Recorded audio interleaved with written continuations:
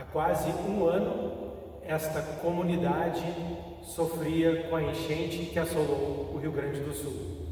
Hoje eu vim até a paróquia Nossa Senhora Medianeira, em Eldorado do Sul, conversar com o Padre Fabiano Kleiser dos Santos, para saber, para conhecer como está o trabalho de recuperação da comunidade, da sua vida de fé e conhecer também um pouco de sua caminhada vocacional. Padre Fabiano, obrigado por me acolher aqui em Eldorado do Sul. Uma alegria a gente poder conversar um pouco. Alegria, Marcos, de receber. Agradeço também a oportunidade de poder falar um pouco aqui da paróquia. Padre, as imagens de Eldorado do Sul no ano passado rodaram no mundo, sites católicos, com esta comunidade com quase 2 ou mais metros de água, né? Não queria tanto focar nessa questão de como foi, mas de como está sendo o trabalho de recuperação da vida de fé, da vida paroquial. A cidade sofreu muito, muitas pessoas foram embora também, e todo o apoio que a cidade e a paróquia também receberam de católicos de todo o Brasil.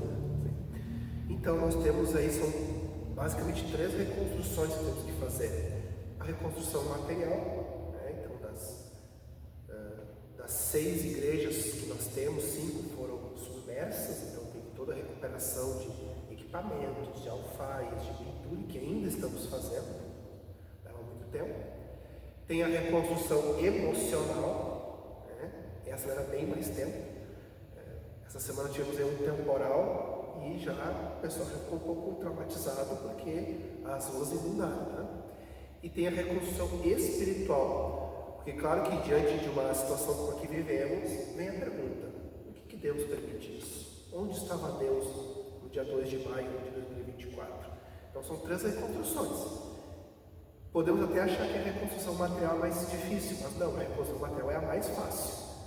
A emocional e a espiritual leva bem mais tempo, mas com a graça de Deus estamos conseguindo. E esse trabalho da reconstrução, claro que é uma situação muito difícil, mas muitas manifestações de solidariedade e de apoio vieram, né, Padre? Sim, nos 3 âmbitos, né? Graças a Deus recebemos muito apoio material, com doações tanto em dinheiro quanto em materiais, né? Tivemos aí uma ajuda muito substancial da Cúria Metropolitana, da Arquidiocese, com armários, com computador, com mesas, com cadeiras, mas também de muitos lugares do Brasil, de outras paróquias, recebendo ajuda material, tanto de bens quanto em dinheiro. As irmãs do Instituto Hesed Tivemos a graça de receber as irmãs do Instituto Hesed, que vieram trazer o conforto espiritual e também trouxeram doações de benfeitores. E Padre, agora eu queria contar um pouco para quem está nos acompanhando da tua caminhada vocacional, né? Esse ano tu completa 12 anos de ordenação, passa rápido, né? Muito rápido. Queria que tu contasse um pouco como é que tu fizeste uma faculdade antes, né, de ingressar no seminário. Eu queria que tu contasse como é que foi esse teu discernimento. E é interessante porque nós estamos aqui gravando no dia 2 de abril de 2025, que é o dia que recordamos os 20 anos do falecimento do Papa João Paulo II. Exatamente. Foi bem no dia que eu decidi, até nem digo entrar no seminário, mas eu decidi começar o retiro vocacional, o Kairos, porque bem naquele final de semana onde o Papa faleceu, a equipe vocacional estava visitando a minha paróquia, São Inácio de Loyola, em Esteio, que na época era o Padre Hilário, e alguns seminaristas estavam visitando a paróquia bem naquele final, bem naquele sábado. E aí, somando o trabalho vocacional da equipe, a questão de João Paulo II, mais do que eu já vinha sentindo, ali eu tomei a decisão de começar a fazer o discernimento vocacional mais sério. Então, dia 2 de abril de 2005 foi. Então é bastante providencial essa data, né? Eu sou formado técnico em eletrônica pela Fundação Liberato, comecei a faculdade de engenharia elétrica, aí eu mudei para a faculdade de história, praticamente concluí, mas eu interrompi e entrei no seminário. E em 2006 eu entrei no seminário. E tu, antes de decidir entrar para o seminário, certamente a tua vivência espiritual na comunidade certamente colaborou para que tu pudesse estar abertos a esse sim de Deus, né? Sim, eu venho de uma família católica, por parte de mãe, fiz catequese de primeira Eucaristia, de Crisma. A minha mãe me levava na missa todos os domingos, eu ia com a mãe todos os domingos na missa, e com 14 anos eu entrei no CNJ. E foi a partir da vivência do CNJ, somado à educação recebida em casa, que veio toda essa abertura para essa possibilidade de ser padre, né? Eu venho de uma família onde, pelo menos por parte da mãe, essa possibilidade estava ali, né? Porque a gente é católico, então tem o padre, então é uma possibilidade de vida, né? Então, sim. E depois que tu é ordenado, a primeira paróquia pela qual tu passa como pároco é em Gravataí. Como pároco foi em Gravataí. Eu trabalhei 1 ano em Camaquã como vigário paroquial. É uma espécie de laboratório para os padres novos. Sim, um laboratório, porque são muitas comunidades, interior, né? E como pároco, então, em 2015, eu assumi a paróquia de Gravataí, na Senhora das Graças. E lá fiquei por quase 8 anos. Então, lá eu aprendi um pouco a ser pároco, aprendi a ser padre lá em Gravataí. E na parte acadêmica, tu também investiu, né, padre? Tu buscou um mestrado, um doutorado. Eu queria que tu contasse um pouco sobre a tua tese, o tema que tu buscou estudar mais e por que tu escolheu ele. Sim, então, a pedido do arcebispo, eu fiz um mestrado em Teologia Sistemática, onde eu pesquisei a aplicação do Concílio Vaticano I aqui em Porto Alegre. E depois, então, comecei o doutorado, tudo pela PUC, onde eu estou pesquisando, não terminei ainda o doutorado, qual foi a relação da Igreja Católica com o movimento abolicionista em Porto Alegre, né? Nós bem sabemos que sempre é um pouco essa tensão, né? Onde alguns historiadores defendem que a Igreja Católica foi omissa ante a escravidão. E as últimas pesquisas mostram que não é bem assim. E eu estou justamente pesquisando padres e bispos que tiveram uma atuação contundente no combate à escravidão, especialmente aqui em Porto Alegre. E tu teve a oportunidade também de fazer um trabalho na Alemanha, em função disso, né? Sim, eu fiz o chamado doutorado sanduíche, que é um período de estudos, um intercâmbio na Alemanha, na cidade de Bonn, na Universidade de Bonn, onde existe um centro internacional de pesquisas em escravidão. Tive essa oportunidade de lá ficar 5 meses estudando e me aprofundando. O que tu colabora, o que tu acha assim que ir fazer o mestrado, estar no doutorado, colabora para o teu ministério? Bom, claro que sabemos que o sacerdócio não é uma profissão, né? Mas se fôssemos comparar, né? A profissão de jornalista, por exemplo, é preciso estar sempre, né? Terminou a faculdade, vamos lá, vamos especializar, se não mestrado, pelo menos um curso, né? Todas as profissões é preciso estar constantemente se aperfeiçoando, tanto pelo estudo institucional, ou seja, acadêmico, quanto pelo estudo pessoal. O sacerdócio é a mesma coisa, né? Precisamos estar sempre lendo, estudando, nos aperfeiçoando para justamente atendermos melhor a comunidade, porque assim como qualquer ciência ela evolui, ela encontra novos caminhos, a teologia é a mesma coisa, né? Então daqui a pouco eu não posso fazer uma homilia como usando teólogos de, sei lá, 100 e poucos anos atrás, você vai encontrar teólogos atuais, porque houve uma evolução na teologia, na metodologia. Então, a gente precisa estar estudando sempre, para estarmos sempre melhor atendendo o povo de Deus. E depois destes 8 anos de Gravataí, tu foi designado aqui para Eldorado do Sul, isso, né? E eu queria que tu falasse um pouco agora da comunidade, quando tu chegou aqui, como é que tu encontrou os movimentos, as pastorais e as iniciativas que estão sendo realizadas, especialmente nesse tempo agora de recuperação da vida de fé.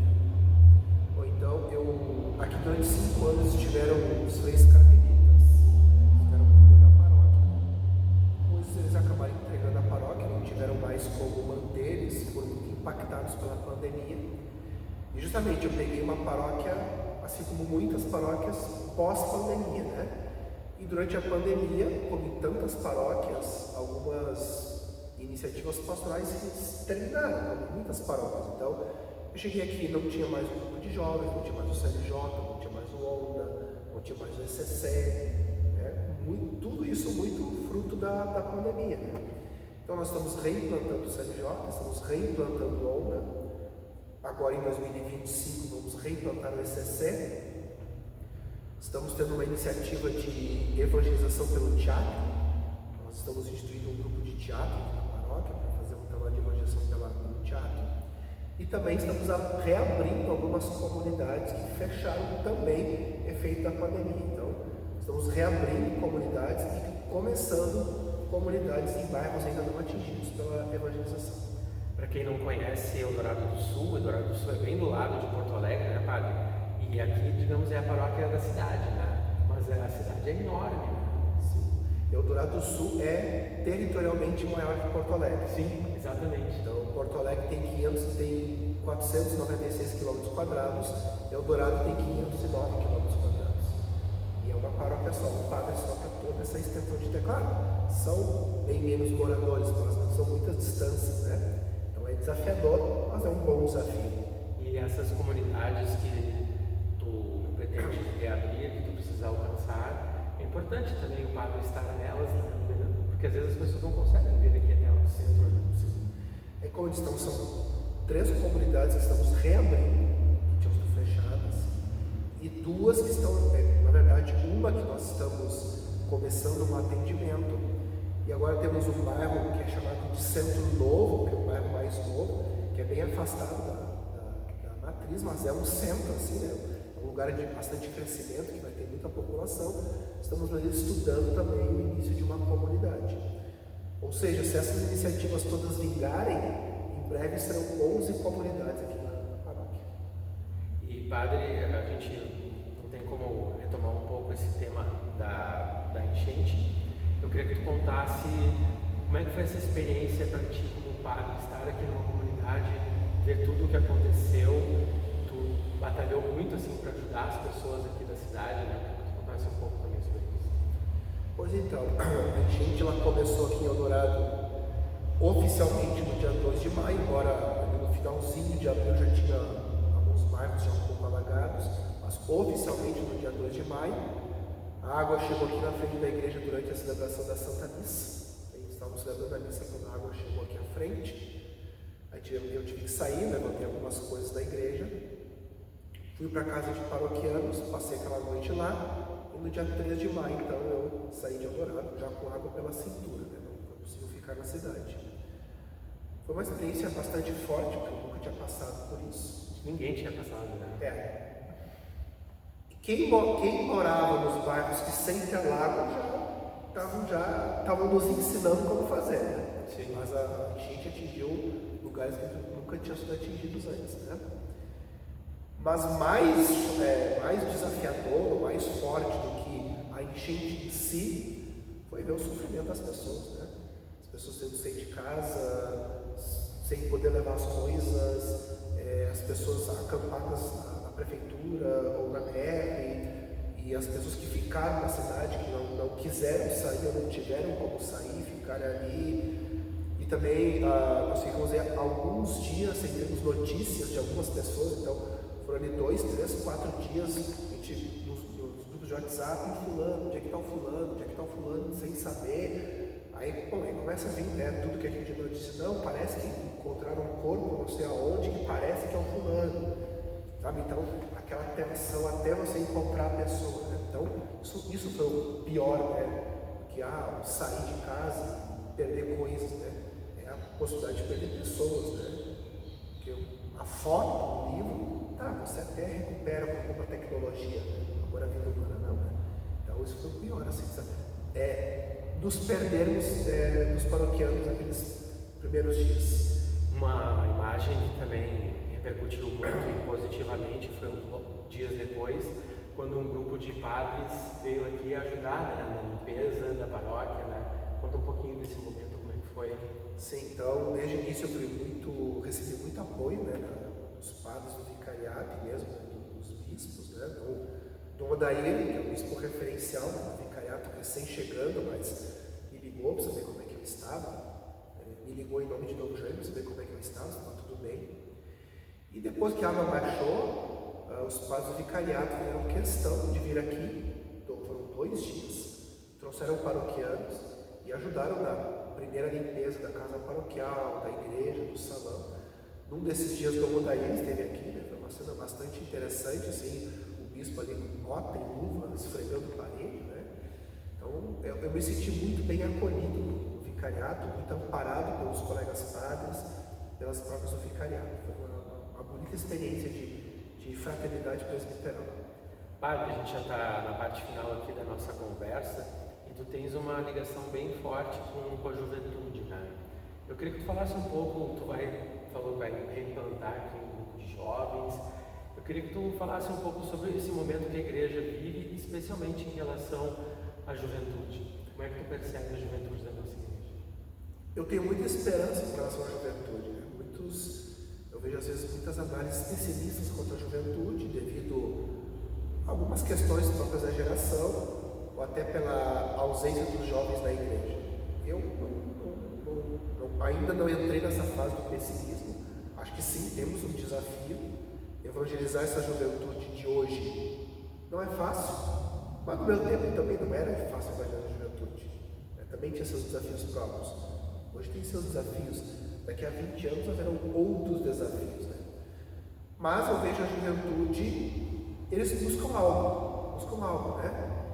A juventude tem uma sede por religiosidade. Talvez não por igreja institucional, mas por religiosidade. Cabe a nós mostrar para eles que a igreja institucional é o lugar para eles, né? Não é fácil, mas é um desafio, né? Não foi fácil para Jesus cativar os discípulos, né? Ele passou 3 anos tentando cativar e mesmo assim fugiram quando ele foi preso, né? E o não conseguiu. E o não conseguiu, mas ele não desistiu.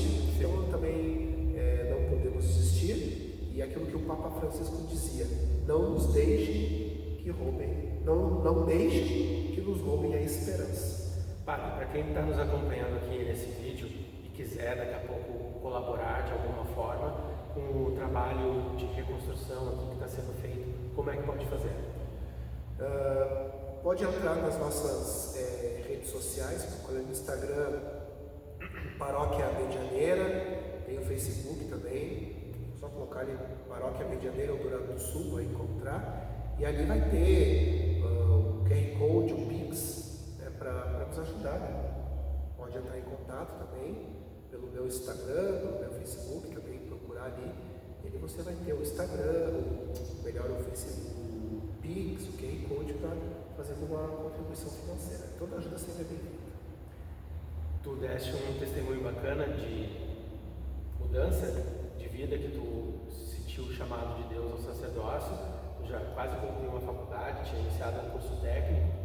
Eu queria que tu deixasse também um recado para esse povo, esses jovens que daqui a pouco estão já com uma idade, assim, 20 e poucos anos, estão fazendo a faculdade, mas que essa inquietação do sacerdócio está no coração. O que tu diria para eles? Eu diria que vale a pena ser padre, vale muito a pena, né? Não, claro, não é fácil, mas também como o casamento não é fácil, ser pai não é fácil, tem seus desafios próprios, ser padre tem seus desafios, mas vale muito a pena. Quando é a vocação, vale muito a pena. Padre Fabiano, obrigado por me acolher aqui na Paróquia Nossa Senhora de Medianeira, em Eldorado do Sul. Se você que é de Porto Alegre e quiser vir aqui conhecer, é bem pertinho, bem fácil pela BR-290 chegar aqui. Que Deus abençoe o teu ministério, a comunidade aqui de Eldorado do Sul, que ela consiga seguir esse trabalho de reconstrução, tanto material quanto espiritual. Deus abençoe. Muito obrigado, Deus te abençoe também. Espero que você tenha gostado desse bate-papo, de conhecer aqui a Paróquia Medianeira de Eldorado do Sul, a caminhada de fé do Padre Fabiano Gleiser dos Santos. Curta este vídeo, considere aí se inscrever no canal, compartilhar com as pessoas próximas a você. Um grande abraço, que Deus te abençoe e até a próxima.